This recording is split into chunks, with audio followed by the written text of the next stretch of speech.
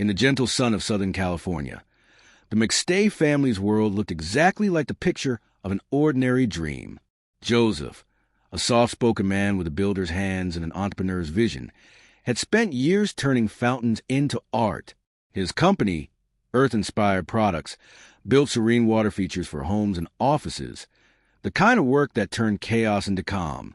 His wife, Summer, with her warm laugh and ocean-colored eyes, managed a household while caring for their 2 little boys, 4-year-old Johnny, curious and brave, and 3-year-old Joseph Jr., whose laughter seemed to echo through every room.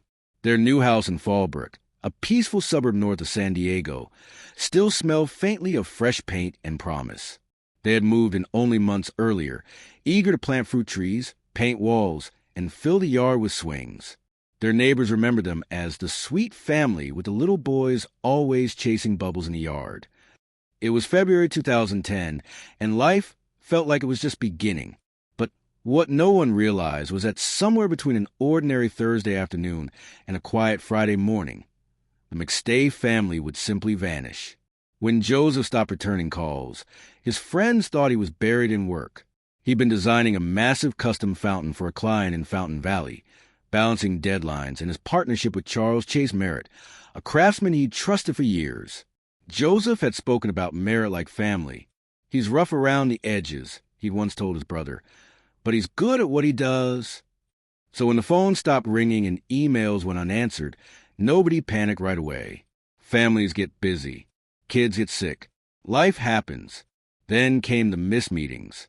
Then the silence. By the 3rd day, Joseph's father, Patrick, couldn't shake the feeling that something was wrong. He drove to the Fallbrook home and immediately felt the unease rise in his chest. The front gate was ajar. The dogs, Bear and Digger, barked frantically inside the yard, hungry and thirsty. The bowls were dry. The air smelled stale. Inside the house, everything looked as if the family had stepped out for dinner and never come back. 2 bowls of popcorn sat half-eaten on the couch. Eggs still lay in a pan on the counter.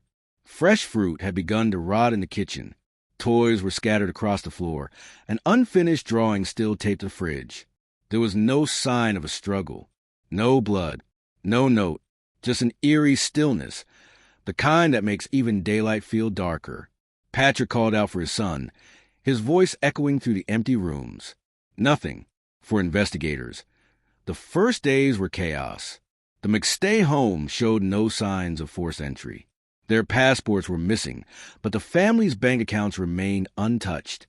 Summer's cell phone sat in the house. Joseph's phone had gone dark days earlier. It was as if the family had walked away from their lives voluntarily. A theory detective struggled to believe but couldn't yet disprove. Then came the first strange discovery: the family's Isuzu Trooper. On February 8, it had been towed from a parking lot near the Mexican border in San Isidro, more than an hour's drive from their home. Border surveillance footage seemed to show a family of 4, 2 adults and 2 children, walking into Mexico that same night. The images were grainy, silhouettes moving under the harsh glow of border lights. It looked like the McStays, but no one could be sure. The idea took hold quickly. Maybe they'd run off to Mexico. Maybe they wanted a new start, or to escape financial stress. News headlines framed it as a mystery tinged with adventure. The family that walked away. But those who knew them best rejected that narrative immediately. Summer hated Mexico. She was cautious, protective, the kind of mother who always carried hand sanitizer and snacks in her purse. She wouldn't have taken her boys into an unfamiliar country without car seats, without telling anyone, without even packing diapers or their favorite stuffed animals. And Joseph? He was mid-project, owed clients deliveries, and had just deposited checks into his business account. He would never just walk away from his work or his kids. His brother said. That wasn't Joe. The possibility that they had crossed that border voluntarily began to crumble under its own weight. Weeks turned into months. Investigators followed every thread. A possible sighting in Baja, an email from supposed acquaintance, phone records that led nowhere. Nothing connected. The house remained frozen in time. The family's belongings untouched, a monument to sudden absence. In interviews, friends described Joseph and Summer's relationship as loving but occasionally strained, like most marriages under the weight of young kids and a growing business. But there was no evidence of conflict or a reason to disappear. Detectives grew uneasy about one detail. Joseph's business partner, Chase Merritt, had been among the last to see him alive. Merritt told detectives he and Joseph had lunch on February 4th to discuss a new fountain design. He claimed Joseph seemed fine, maybe a little distracted, but not unusual. "He was one of my best friends," Merritt said. "He wouldn't just disappear." The words caught a detective's attention. Past tense. Subtle but chilling. As 2010 faded into 2011, the McStay case grew colder. No ransom calls. No confirmed sightings. The border footage remained inconclusive. Detectives cycled through theories: abduction, voluntary disappearance, witness protection, cartel involvement. Each one collapsed under scrutiny. Meanwhile, Patrick McStay clung to hope with the stubbornness of a father who refused to accept the unthinkable. He set up a website, findthemcstays.com, pleading for information. "Someone knows something," he wrote. "Please, help bring my family home." The site became a digital vigil. Thousands followed the updates, posting prayers and speculation. Some believed the family was alive and hiding. Others feared the desert had already claimed them. For years, nothing broke the silence. Then, in November 2013, a motorcyclist was riding through the remote Mojave Desert, 100 miles from Fallbrook, when his front tire hit something strange in the dirt, something that didn't belong there. He stopped, and in the stillness of the high desert wind, he saw what looked like human bones pushing up through the sand. It would take forensic teams days to excavate the site. 2 shallow graves. For bodies. A sledgehammer. The McStay family hadn't walked into Mexico. They'd been buried in the California desert all along. When the McStay family vanished, no one noticed right away. That was part of what made it so haunting. Days passed before the silence around their Fallbrook home began to feel wrong. At first, it was just unanswered calls. A client unable to reach Joseph about a fountain installation, then a family member wondering why Summer hadn't returned a text. But by the end of that first week, the unease had hardened into something heavier. Joseph's brother, Michael, decided to check on them. It was February 13th, 2010, 10 days after anyone had last heard from the family. When he arrived at the house, the first thing he noticed was the stillness.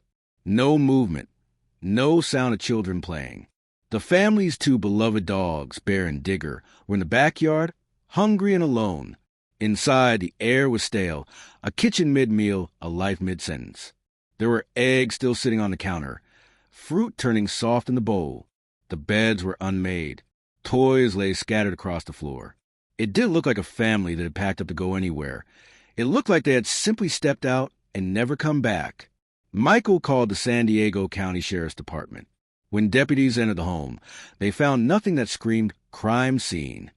No signs of struggle, no blood, no forced entry. And yet, everything felt wrong. The McStays' Isuzu Trooper was missing, but nearly everything else, from their passports to Summer's cherished jewelry, was still inside. Even the family's bank accounts and credit cards remained untouched. Then came the discovery that deepened the mystery. The family's SUV had been found parked in a strip lot near the Mexican border in San Isidro, just hours after they'd vanished. Surveillance footage from February 8 showed a family of 4, 2 adults and 2 children, walking across a pedestrian crossing into Tijuana. Their silhouettes were grainy, faces obscured, but the resemblance was enough to ignite a chilling theory. Had the McStays left willingly? For investigators, that possibility became the working narrative. They were a young family, after all, adventurous, free-spirited, perhaps overwhelmed by business and the stress of moving.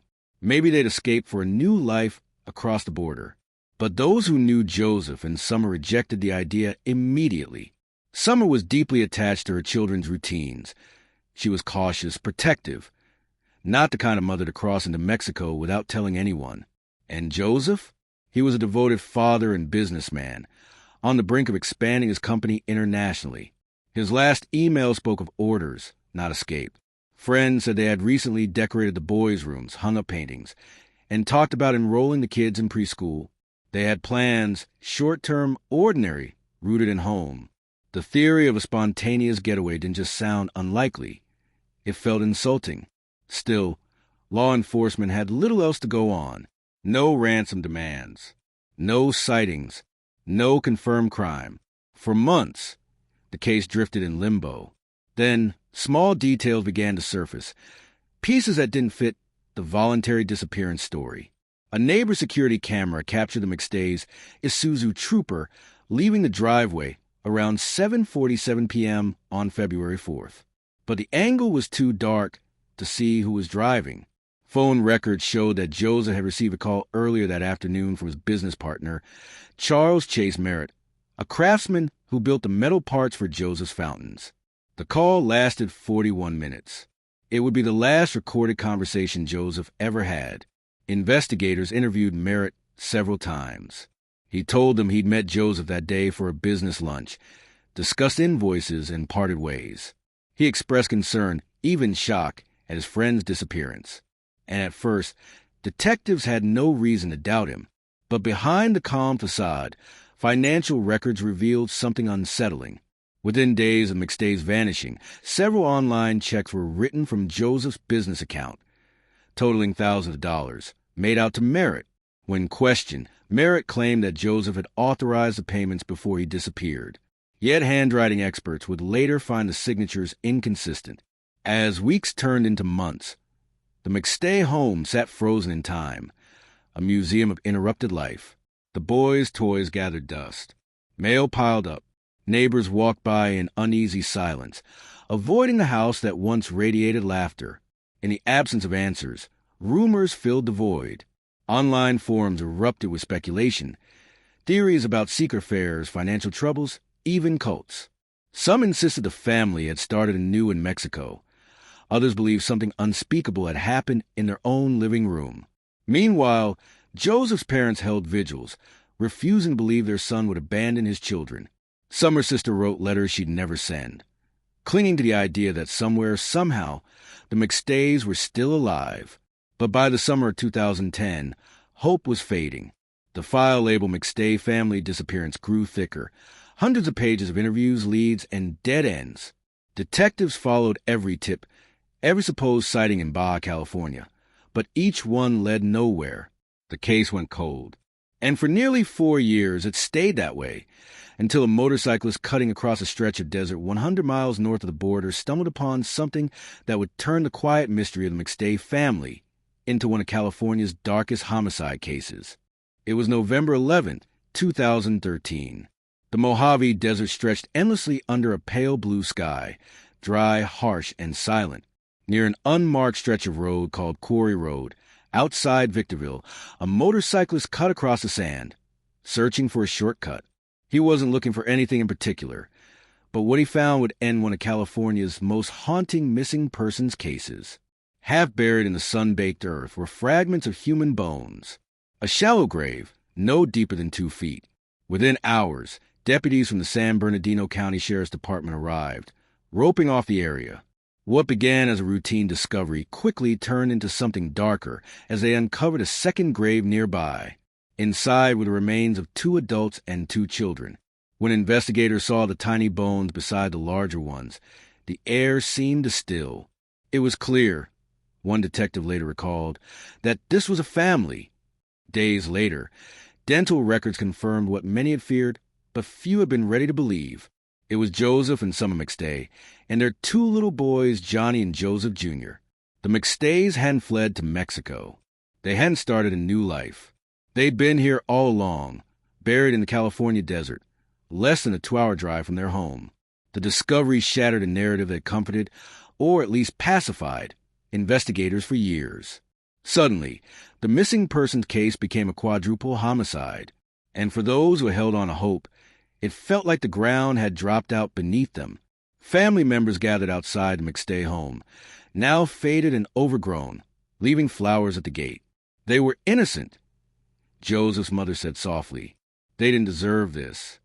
As forensic teams sifted through the desert soil, grim details began to emerge. Each of the victims had suffered blunt force trauma to the head. Near the graves, investigators found a rusty sledgehammer, believed to be the murder weapon. Fragments of clothing, strands of jewelry, and a child's blanket lay tangled in the dirt. The brutality was intimate, personal. Detectives retraced every step of the McStays' last known day, February 4th, 2010, the day Joseph had lunch with his business partner, Charles Chase Merritt. At the time, Merritt had seemed cooperative, grief-stricken, even. He'd spoken to news outlets about how close he and Joseph were, how they'd built Earth-inspired product together from nothing. But as investigators dug into financial records, a far darker picture emerged. Within 48 hours of McStay's disappearance, someone had written a series of QuickBooks checks from Joseph's account to Merritt, totaling over $20,000. The pay was the same, but the handwriting wasn't. Merritt's phone records placed him in the area of the McStay home on the evening of February 4th. Later, his cell pinged towers near Victorville, the same area where the bodies would eventually be found. It was no longer a coincidence. It was a trail. Detectives also discovered that Merritt had a long history of gambling debts. He frequented casinos, losing thousands of dollars at a time. Witnesses recalled him saying that Joseph had cut him off financially, intending to remove him from the company. For someone like Merritt, depending on those contracts, that decision could have been devastating. Still, there were no eyewitnesses.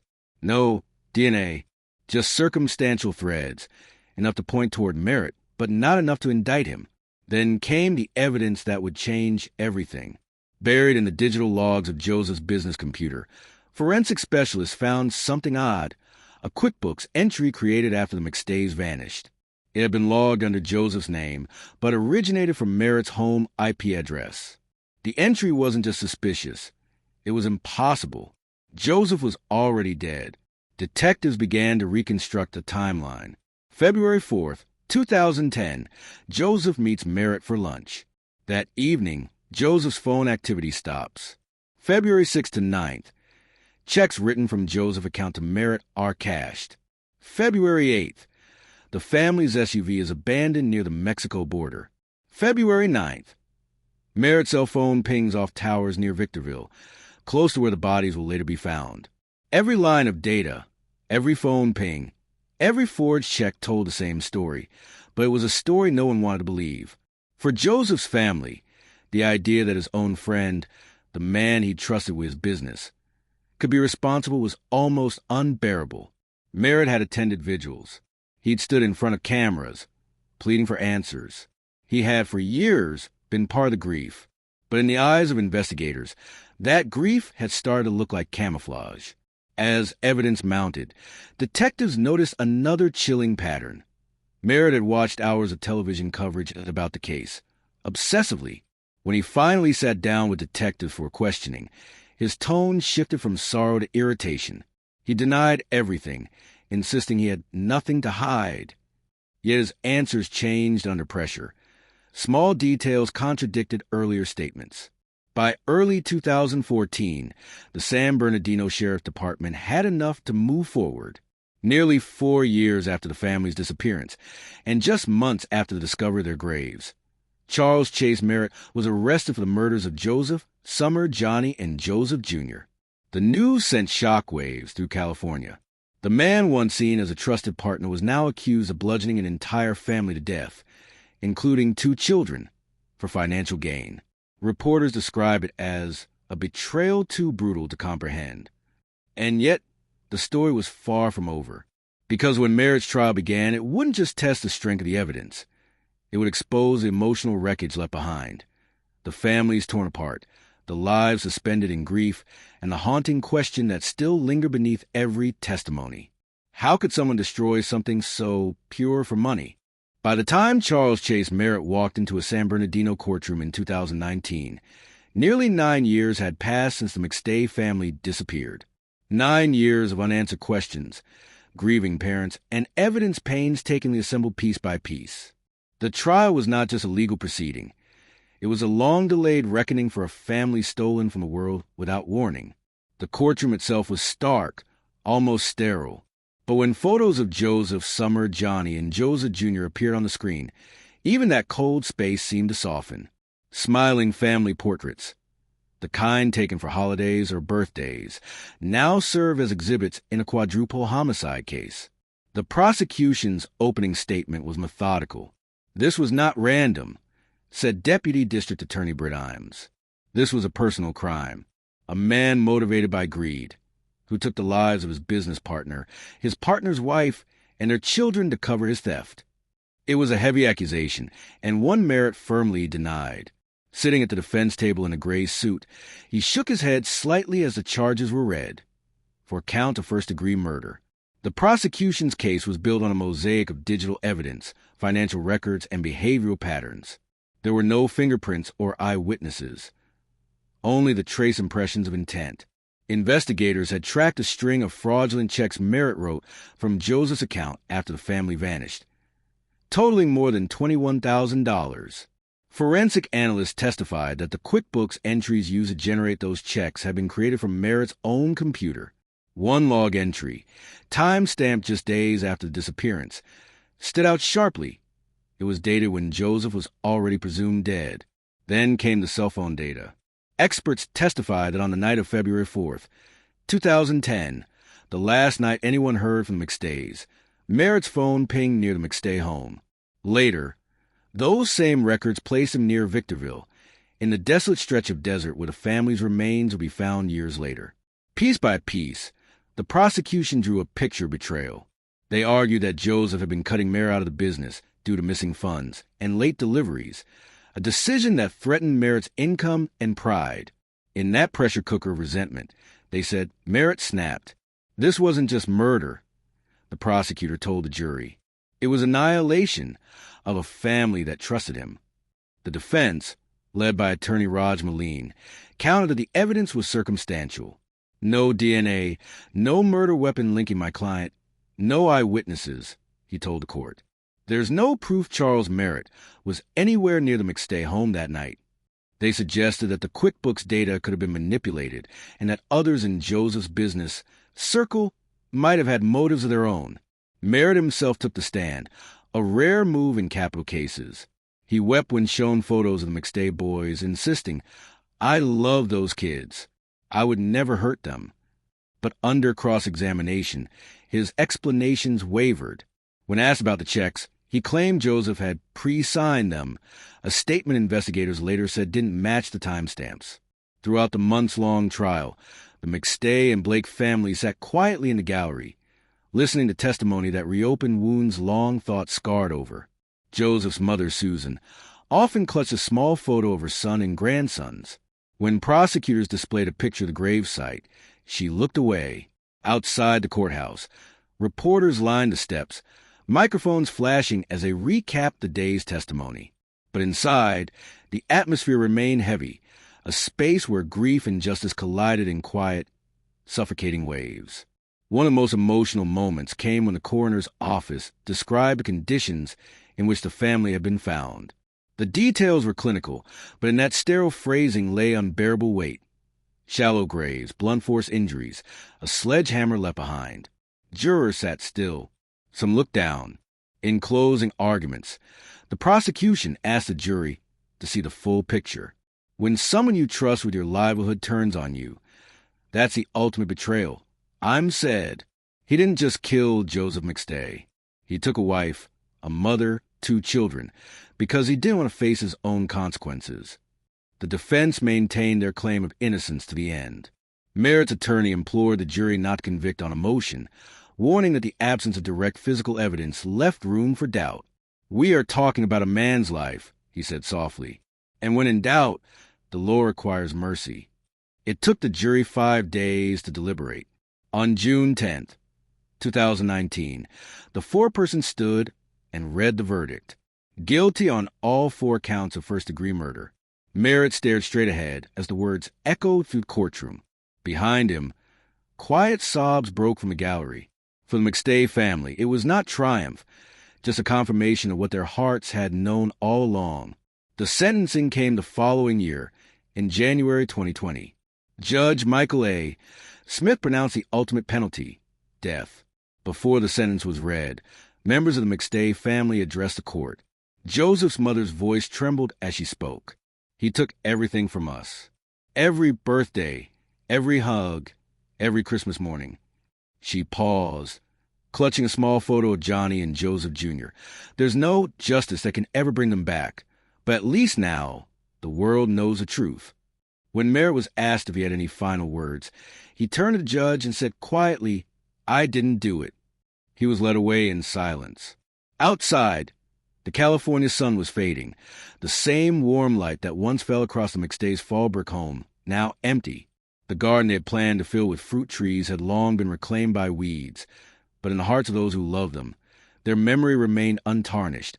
A family who had only wanted to build a good life, and who, even in death, reminded the world how precious ordinary peace can be. When the verdict was read and Charles Merritt was found guilty, the McStay family's loved ones didn't celebrate. There were no cheers, no applause, only the slow, collective exhale of people who'd been holding their breath for 9 long years.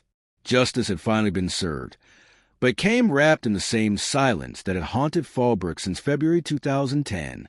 Outside the San Bernardino courthouse, the California sky was clear, the air still.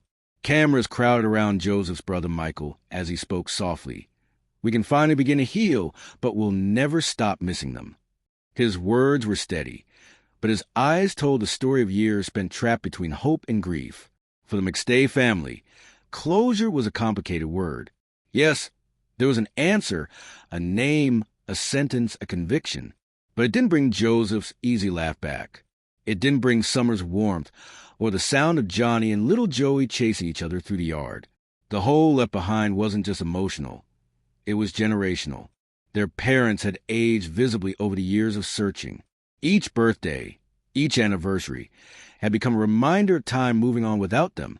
Even now, after the trial, the ache remained, quieter perhaps, but ever present. Detectives who had worked the case described the same lingering weight. San Bernardino County Sheriff's investigators said they still remember the day the graves were found. "You don't forget something like that," one of them reflected later. "A family, 2 little boys buried out there in the desert. It changes how you look at the world." For years, that desert had been just another stretch of California wilderness. But after 2013, it became a scar on the landscape, a place people avoided mentioning, yet never forgot. Small stones and flowers began to appear at the site, left by strangers who had followed the story. Some left notes, folded carefully under rocks. Others wrote messages in the sand before the wind erased them. Back in Fallbrook, the McStay home stood empty for a long time. The paint had peeled, the yard had overgrown, but sometimes neighbors said they could still hear the faint echo of children's laughter on warm afternoons. Not a haunting, exactly, but a memory playing itself back. Joseph's legacy lived on through earth-inspired products, the company he built with his hands. His family later described how his fountains, sold in offices and hotels, still carried a piece of his spirit, water flowing endlessly, peaceful and calm, the kind of tranquility he had wanted his family to grow up around. Summer's memory was preserved through stories from her sister and friends. They spoke about how fiercely she loved her boys, how she would handwrite affirmations and tuck them in their lunchboxes, how she could light up a room with her laugh. She had been deeply involved in the children's lives, organizing playdates, decorating their rooms, planning birthdays. In every retelling, her presence felt bright, the warmth that had once filled that Fallbrook house. And the boys, Johnny and Joseph Jr., remained forever young. Their names were engraved side by side, just as they had been in life. Friends of the family said it felt fitting. Even in photographs, the two were rarely apart. The trial's conclusion brought an end to the legal questions, but for many, it raised deeper, unanswerable ones. How could someone so close to the family, someone they trusted, harbor such darkness? What could drive a man to destroy everything for money? These questions didn't just haunt the McStay family. They rippled through everyone who had followed the case. Detectives, journalists, even strangers. The brutality had shocked California, but the betrayal was what lingered. A retired investigator put it best. It wasn't just murder. It was erasure of love, of trust, of ordinary happiness. After the sentencing, Joseph's mother, Susan, spoke to reporters with quiet dignity. "There's no winning here," she said. We lost 4 beautiful souls. But at least the world will remember their names, and not the name of the man who took them. In the years that followed, she and other relatives focused on remembrance, not retribution. They organized small memorials, sharing photos and stories. Joseph and Summer at the beach, the boys holding sparklers on the 4th of July, messy birthday cakes, laughter caught mid-motion. Their home videos later surfaced in news documentaries. Sunlight streaming through the kitchen, Summer's voice calling out for the boys, Joseph adjusting the camera with a grin. Those fragments, simple, domestic, tender, became a window into what was lost. And as the world watched, it became clear that the McStay case wasn't just about tragedy. It was about the fragility of life, how easily a perfect afternoon can turn into a mystery, and how love, even after unspeakable loss, refuses to fade. In Fallbrook, the street where McStays once lived eventually filled with new families. Children played again, laughter returned. But for those who remembered, there was a kind of reverence, an unspoken understanding that something sacred had once been shattered there. Years later, when asked what justice meant after all of it, Michael McStay answered simply, "Justice is remembering who they were, not how they died." He paused, then added softly, "They were love, pure love." And in that, perhaps, the McStay family story found its quiet redemption, not in the verdict or the sentence, but in the enduring light of the people they once were. When the cameras left, when the headlines faded, what remained were the quiet echoes, the fragment of a life once filled with laughter, backyard picnics, and plans for future. The McStay family name, once synonymous with warmth and creativity, became tied forever to tragedy. But for those who knew them, that's not how the story ends. Joseph's father, Patrick McStay, never stopped speaking his son's name. For years after the discovery of the bodies, he worked tirelessly to preserve the dignity of his family's memory. "I don't want people to remember how they died," he said in an interview. "I want them to remember how they lived and how much they loved." That became the heartbeat of what followed, remembering. Friends of Joseph began restoring some of his old fountain designs, quiet, meditative pieces that had once brought calm to office lobbies and gardens.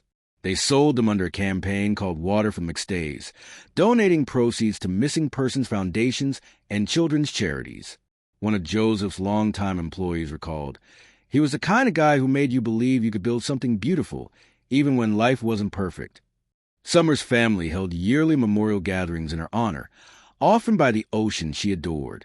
Her sister spoke about how Summer could find joy in simplicity, a walk at sunset, a good book, or a new recipe. She made ordinary days feel like celebrations, she said. Even in their absence, the McStay children, Johnny and Joseph Jr., continued to inspire. Their laughter, frozen in old home videos, became a reminder of innocence lost but never forgotten.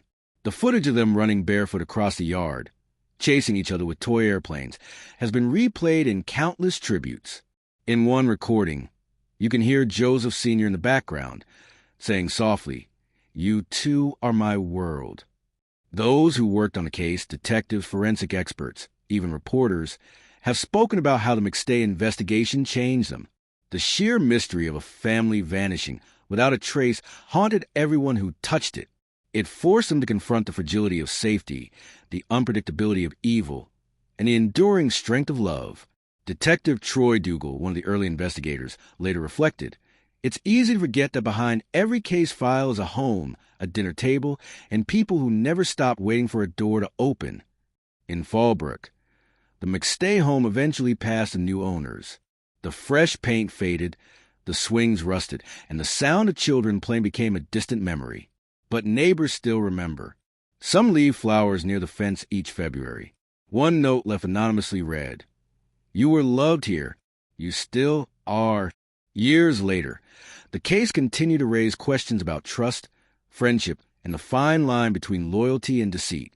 It became a cautionary tale about how evil can wear familiar faces, but also a testament to how love outlasts even the cruelest acts. Patrick McStay channeled his grief into advocacy. He began working with missing persons organizations, urging better interagency communication and faster response times. "You think it can't happen to you," he told a group of parents once. Until one day, your phone rings, and everything you thought was solid turns to sand. He never let bitterness take root. Justice is what the courts deliver, he said. But peace is something you have to build yourself. For many, that peace came not through the verdict, but through the collective act of remembrance. The McStay family story became a reminder that every life, no matter how brief or tragic its ending, leaves ripples. Their kindness, their dreams, their love for one another, those ripples spread far beyond the desert where they were found. And perhaps that's what makes their story linger. Not the horror of their disappearance, nor the trial that followed, but the image of who they were before. Joseph sketching a newfound design late at night. Summer laughing as she brushed sand from Johnny's curls at the beach. Little Joseph Jr. tugging at his father's shirt, asking when they could go play outside. Ordinary moments that became extraordinary simply because they ended too soon. In one of the final interviews Patrick gave, he said quietly, "When I close my eyes, I don't see the crime scene. I see my family at the dinner table. I see smiles. That's the picture I'll carry for the rest of my life." And that, in the end, is how the McStays should be remembered, not as victims of a monstrous act, but as a family who embodied love, creativity, and togetherness. Their story reminds us that evil may silence laughter, but it can never erase the echoes of a life lived with warmth and meaning. Because somewhere in every fountain Joseph built and every child's giggle that breaks the quiet of an afternoon, a small part of the McStay family's spirit still flows, clear, steady, and eternal. In loving memory of Joseph, Summer, Johnny, and Joseph Jr. McStay, may we remember them not for the tragedy that took them, but for the love, warmth, and hope they shared in life. Their story is a reminder to cherish the ordinary moments, family dinners, laughter in the yard, small acts of kindness, for these are the true legacies we leave behind. May their spirits rest in peace, and may their names forever remind us that even in darkness, love endures.